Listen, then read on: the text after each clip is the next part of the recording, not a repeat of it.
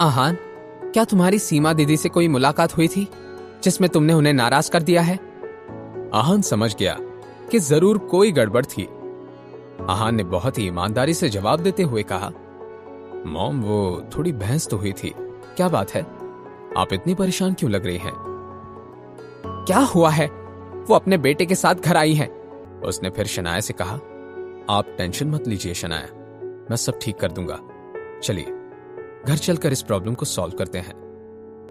कुछ देर के बाद आहान और शनाया घर पहुंच गए। सीमा बुआजी और रतन बड़े ही आराम से पैर फैलाए हुए बैठे थे और इस तरह फैला कर रखे थे मानो अपने खुद के घर में बैठे हुए हों।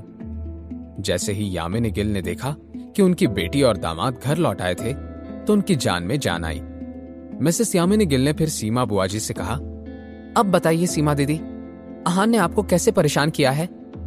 सीमा बुआजी और रतन ने पलटकर आहान और शनाया की तरफ देखा। शनाया ने अपनी मॉम से कहा, मॉम, आपको सीमा बुआजी की किसी भी बात पर यकीन करने की कोई जरूरत नहीं है। ये बहुत बड़ी झूठी है। एक तो शुरुआत इन्होंने ही की थी। सीमा बुआजी खुद हमारी कार के सामने आई थी।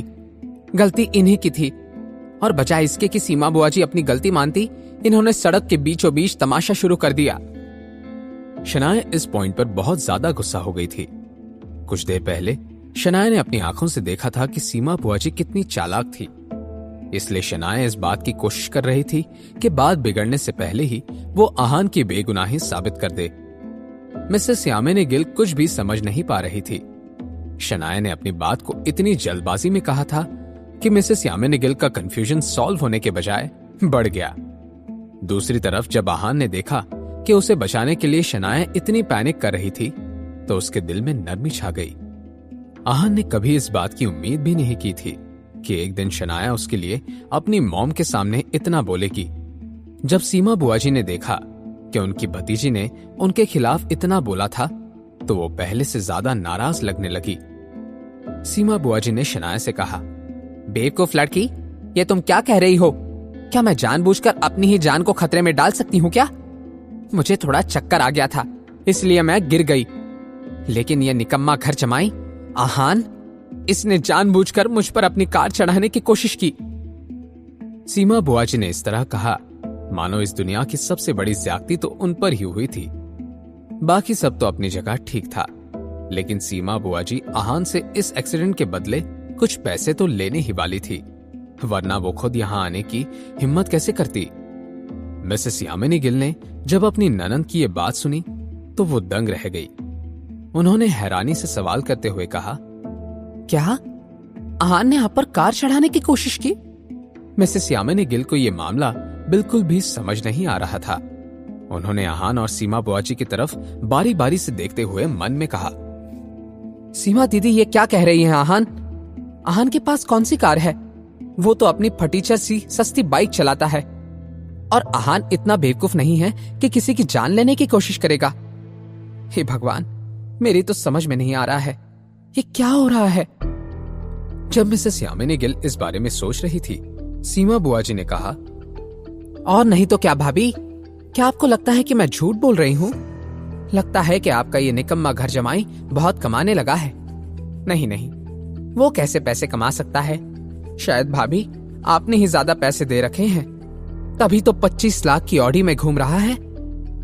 वैसे कोई भी इस कार में घूमे मुझे कोई फर्क नहीं पड़ता, मैं भला किसी से क्यों जलने लगी? मगर आपके नासमझ और घमंडी दामाद आहान ने अपनी उस महंगी ऑडी से मेरी जान लेने की कोशिश की है और मैं ये चुपचाप नहीं सहूंगी। सीमा बुआजी ये क्या कह रही थी? मिसेस यामिनी गिल ने आहान को पैसे कब दिए थे? आहान खुद ही अपनी सैलरी उन्हें देता था और 25 लाख की ऑडी कहां से आ गई थी? आहान ने इतने पैसे जिंदगी में कभी देखे भी नहीं थे, तो वो ऑडी जैसी कार कैसे खरीद सकता था? कुछ तो गड़बड़ थी। अब मिसेस यामिनी गिल को भी गुस्सा आना शुरू हो गया। उनके चेहरे का रंग काला पड़ने लगा। चाहे जो भी हो जाए, मिसेस यामिनी गिल इस मामले को सही से जानना चाहती थी। मिसेस यामिनी गिल ने एक गहरी सांस लेकर अपने आप को शांत करने की नाकाम कोशिश की। फिर उन्होंने ढीठ अंदाज में आहान को घूर कर सीमा बुआजी की तरफ देखा और उनसे सवाल करते हुए कहा, सीमा दीदी, क्या आपने सच में आहान को ऑडी कार से बाहर आते हुए देखा? मतलब पक्का आपको कोई गलत फहमी हुई है। अपनी यामिनी भाभी के इस सवाल को सुनकर सीमा बुआजी दंग रह गई। उन्होंने ही मिसेस यामिनी गिल से उल्टा सवाल करते हुए कहा, क्या आपको इस बारे में नहीं पता था भाभी? अब शनाया नर्वस होने लगी। उसने कल विकी भाई से जो पैसे लिए थे उस सब के बारे में मिसेस यामिनी गिल से उसने कुछ भी नहीं कहा था। शनाया ने आहान की तरफ देखकर मन ही मन में कहा, मैं जानती थी कि अगर मॉम को कार का पता चलता तो वो बहुत गुस्सा हो जाती और मुझे आहान के लिए कार नहीं खरीदने देती। इसी वजह से मैं कार वाली बात कुछ दिन तक मेरे और आहान में ही रखना चाहती थी। पता नहीं अब जब मॉम को पता चल गया है तो वो कैसे रिएक्ट करेंगी। मिसेस यामिनी गिल अब क्या करने वाली थी? क्या आहान और शनाया को सीमा बुआजी की वजह से डांट पड़ने वाली थी, या फिर वो दोनों मिलकर इस प्रॉब्लम को सॉल्व करने वाले हैं? इन सभी सवालों के जवाब के लिए नीचे दिए गए लिंक पर क्लिक करके इंस्टॉल कीजिए पॉकेट FM और फ्री में सुनिए दुनिया भर में हंगामा मचाने वाली ये जबरदस्त कहानी सीक्रेट अमीरजादा।